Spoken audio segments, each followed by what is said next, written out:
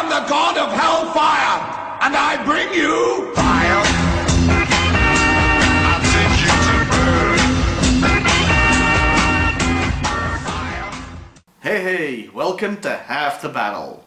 Let's talk about fire. Cool. Fire, fire, fire, fire. Or, to be more specific, let's talk about the guy that starts the fires on the GIJoe team, Blowtorch. His first, and unfortunately only figure in the original line, was released in 1984 with all original body parts. And it's another great figure from the golden age of GIJoe. It looks great and appropriate for a flamethrower guy. And while it only really has two colors, not counting the hair and eyebrows, it really doesn't need any more. With one tiny exception I'll talk about later. It looks great just in yellow and red. Yes, that's red, not orange. And I'm sticking with that. I really like this guy's facial expression. You see, most of the Joes from this time period either have a neutral blank expression or a goofy grin on their face. Blowtorch, however, looks serious and determined. Very appropriate considering flamethrower was considered to be one of the most dangerous jobs in the army. They unfortunately tended to explode into a fireball. I will say this though, if you want this toy, you need one that has all his accessories, as they really make the figure shine. They are all great, assuming you have all of them. His flamethrower needs the backpack to look its best, and vice versa. Same goes for his helmet and gas mask. One without the other just doesn't look right. Though, even on its own, the gas mask is pretty cool, and it even plugs into a device molded on his chest. I would have liked to have seen the gas mask visor have a different color though. It would have looked great in black. The only problem I have with the accessories, or really with the entire figure really, is that the helmet is made of hard plastic. This means you will damage the paint on his head if you take it on and off too much. Like I have to do for this review. You're welcome! The last thing I'll say about this figure is that it was the first Joe figure that really dressed like his job, not as a soldier. A trend that would be heavily followed the next year, with guys like Barbecue and Airtight. Thematically, he really belongs more with them. And that was the only figure we got of Blowtorch in the original line. Another cool character that only got one frickin' toy. Oh god, it's the Baroness all over again. This being the case, we'll take a look at two of his toys that came out after the original line had ended. In 2002, we finally got a new Blowtorch, after 16 frickin' years. God damn it, Hasbro. He was part of the GIJoe vs. Cobra line, a series where figures were released in 2 packs with one Joe and one Cobra in each. Blowtorch was released with Snow Serpent. I think they were going for a yin-yang sort of thing here. One guy you'd associate with fire, another with ice. Though, to be honest, it really reminds me more of Pokemon than anything else. Blowtorch uses flamethrower! It's super effective! Yes, I did just actually play with my toys on camera. And you all saw it. Now let us never speak of it again. The figure itself isn't too bad, though his legs are a little too long, like all figures from this time. I'll admit that here, it doesn't really look too bad, really. He also looks like he came straight out of a first-person shooter, even though this guy predates games like Killzone or Stalker by several years. Where this toy completely fails, though, are the accessories.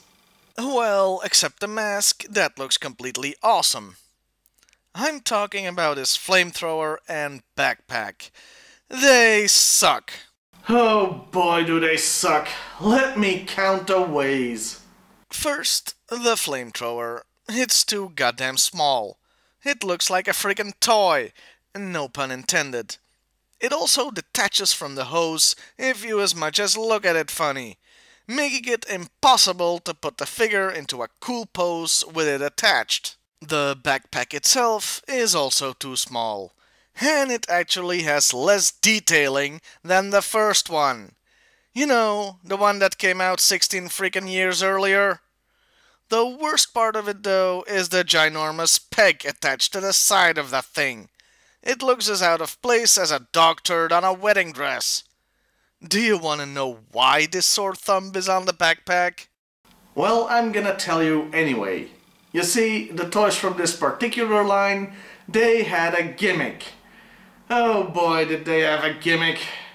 Most of the vehicles had sound, and if you'd slot one of these pegs into them, you'd get a different sound. That's why they ruined a lot of weapons by adding those pegs, no matter how stupid it looked. Look here, look at this Uzi. Pretty standard, but pretty nice looking, right? Now look at it from a different angle. Why, God, why? Look, forget neon-colored weapons. Forget even Play-Doh. These things are the stupidest accessories in the history of G.I. Joe.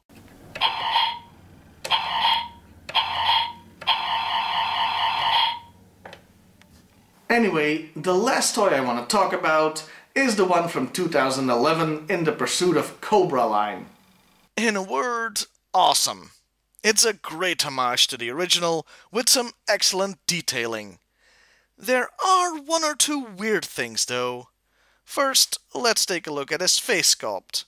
While it's beautifully detailed, it doesn't show him with a serious expression anymore. Instead, he's got a mischievous smirk that makes me wonder if this guy is a pyromaniac. Next, some of his accessory choices are a little strange too. He comes with an axe, something you'd associate with a fireman, not a flamethrower. Also, he comes with mines. Why does he come with mines? Do you really want to have the highly flammable guy running around with extra explosives? Granted, they are flame mines, so I guess it fits, but still. Well, those were the toys, so now let's get to know the character a little better, starting with the Filecards. His real name is Timothy P.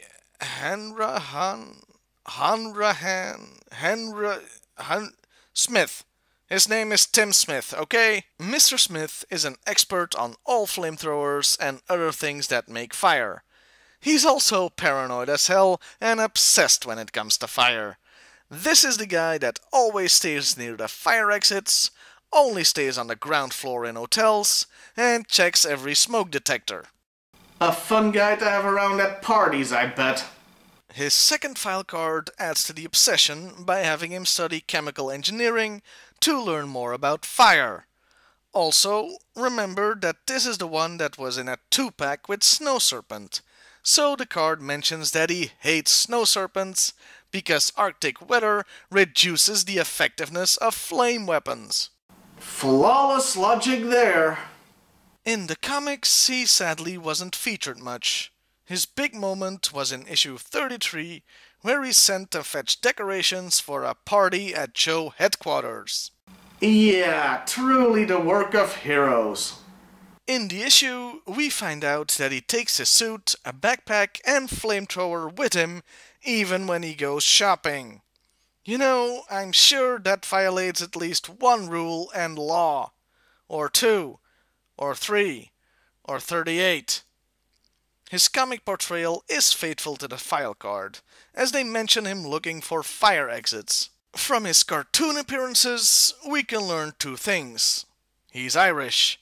Well, that would explain the name I have no hope of pronouncing. And he's a brony.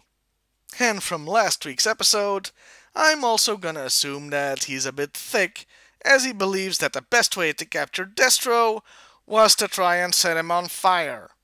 And that was Blowtorch. Here's my conclusion. All the toys are great. And since I never had this guy as a kid, nostalgia isn't coloring my views here, so I'm gonna say the 2011 version is the best one. Some of the accessories over the years were great, some weird, and some a god-awful abomination. I liked him well enough in the cartoon, But, like in so many other cases, I really would have loved to have seen more of him in the comic. Next week, the episode will be out earlier on Sunday, not on Tuesday, so watch out for that. Well, see you next week, everybody!